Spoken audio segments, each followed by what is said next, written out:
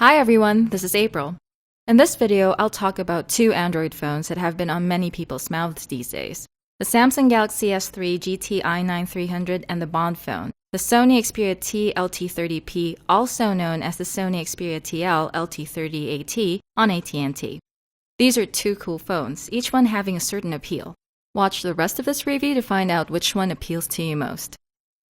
If you're looking for a phone that is easy to carry around, you won't have any problem with these phones. They have nearly the same sizes and are pocketable, but the Galaxy S3 is definitely taller. For thickness though, I find the Galaxy S3's slenderness more perceptible than the Xperia T's. These are predominantly plastic phones, yet they are not as fragile as some people would have you think. In fact, the Xperia T looks solid and feels very solid. The Galaxy S3 too is a sturdy phone. The front of each phone is simple and uncluttered.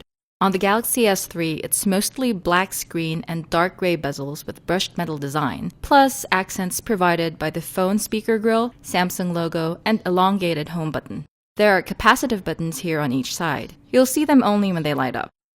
The touch panel is surrounded by a bluish-gray plastic frame. The front of the Galaxy S3 has a business-like air to it. On the Xperia T, the front is all black, accented only by the silver Sony and Xperia logos. You see the bezels more clearly if the screen is lit. Instead of capacitive buttons, the Xperia T uses virtual on-screen buttons for navigation. The face of the Bond phone definitely looks simpler and more minimalist than the Galaxy S3's. The glass touch panel is surrounded by a black plastic frame that bevels towards the phone's edges, which gives the phone some sort of three-dimensional feel. The front of the Xperia T has a mysterious air to it. A bluish-gray plastic frame makes up the sides of the Galaxy S3 and holds the power button at the right side, headphone jack at the top, volume rocker at the left, and micro USB port at the bottom. The sides of this phone are simple and uncluttered, and the buttons are very accessible to the fingers. In the case of the Xperia T, the sides of the phone are made of the same material as the back and is one with the phone's back panel. The headphone jack is at the top, micro USB port at the left, and just the phone mic at the bottom. The right side of the phone is the busiest side. You can find here the compartment for microSD and microSIM cards underneath this flap, and down here, the power button, volume rocker, and dedicated shutter button. I'm not quite fond of this position of these buttons because I find them hard to reach when holding the phone in portrait, but they're in perfect locations when holding the phone in landscape. Just as the front of these two phones look lovely, the backs of these phones are lovelier. On the Galaxy S3, you get a dark bluish-gray polycarbonate backplate with the same brushed metal design as the phone sides and bezels. This is a removable back cover, which I like very much. It's very thin and light, but it seems sturdy. Beside the microSIM slot, there's a slot for a microSD card for up to 64 GB. The battery itself is removable, so I can replace this with a new one if it reaches its lifespan. On the Xperia T is a soft-touch rubber back panel that doesn't attract fingerprints as fast as the Galaxy S3's glossy backplate does. It's a non-removable backplate, but despite that, I like the way that it curves towards the middle. When I hold the phone, I feel that it is resting or leaning securely against my hand.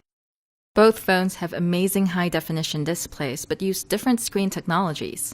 4.8-inch HD Super AMOLED screen on the Galaxy S3, and 4.5-inch TFT capacitive touchscreen on the Xperia T. Movies, videos, and games are amazing on these two high-definition displays. Especially with the Sony Mobile Bravia engine, the Xperia T tends to produce brighter colors than the Galaxy S3. The Galaxy S3, on the other hand, produces more saturated colors, but I find them more realistic and truer to life than the Xperia T's. These stunning displays make watching HD videos perfect on both phones. Both can play 1080p videos without choking or lagging.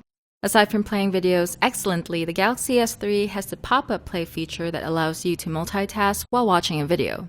This feature is not available on the Xperia T. For audio playback, sound level and quality are actually wonderful on both phones. Their stock music players have simple interfaces and leave a lot of room for flexibility in the form of equalizer presets, multiband equalizers, and sound filters and enhancements that make listening to music simply delightful. Two different processors power these phones: a dual-core processor on the Xperia T and a quad-core processor on the Galaxy S3. In general, both phones run smoothly and fluidly, though I noticed some lag on the Xperia T when launching apps and scrolling between home screens. The Samsung phone uses the TouchWiz Nature UX, while the Sony phone uses the Timescape UI. Each of these has a lot to offer to its respective fans. The Galaxy S3's smooth performance can be attributed to both its quad-core processor and to Android 4.1 Jelly Bean's Project Butter. The Xperia T runs only Android 4.0 Ice Cream Sandwich, which in itself isn't a laggy version at all. But why stay with an older version when a newer and better one is already around? Though Sony has promised Android 4.1 Jelly Bean for the phone next year. In terms of storage, the Galaxy S3 simply outweighs the Xperia T. On the Samsung phone, you can get a model with inbuilt storage of up to 64GB plus up to 64GB more of external storage. The Xperia T has only a 16GB model, but thankfully you can add up to 32GB of microSD storage, bringing total storage to 48GB. The Xperia T's 13-megapixel camera with Sony Xperia sensor blows the 8-megapixel shooter on the Galaxy S3. Aside from that, the Xperia T also has a dedicated shutter button that makes photo or video capture truly one click, making the phone double as a very thin digicam. The cameras on both phones can shoot 1080p videos too, but you can also shoot at lower resolutions. Although their cameras differ in megapixel sizes, photo quality of the Galaxy S3 can easily match that of the Xperia T given adequate lighting. The phone's cameras are both fast and snappy too. Though in our testing of the cameras in low light settings, Galaxy S3 photos turned out a bit noisy and dark, yet the Xperia T produced crisp and clear images. The Galaxy S3 bears the standard features of the earlier Jelly Bean camera app, but also includes several great additions from Samsung, such as Burst Shot, Best Photo, Share Shot, Voice-Activated Shutter, and Image Stabilization for videos. Providing power to the Xperia T is an 1850 mAh lithium-ion battery for up to about 7 hours of talk time on 3G. On the Galaxy S3 is a 2100 mAh lithium-ion battery with about 12 hours of talk time on 3G. The Galaxy S3 clearly provides longer battery life, but then again, battery life will always depend on your actual usage habits. In sum, I find that the Galaxy S3 offers more power and better performance than the Xperia T. It runs the penultimate version of Jelly Bean on quad-core power and gives you up to 128GB of storage. It has a responsive camera that snaps great quality photos and videos, although with only 8 megapixels against the Xperia T's 13 megapixels. The HD displays on these two phones are also wonderful, though each one might appeal to different viewing tastes. And though I personally favor the Galaxy S3 over the Xperia T, you shouldn't easily dismiss the Sony phone. Its dedicated shutter button, awesome display, and unique phone design just might tide you over. I've made my choice. What's yours? Leave a comment and let us know. Get more Android news and reviews at AndroidAuthority.com and from our YouTube channel.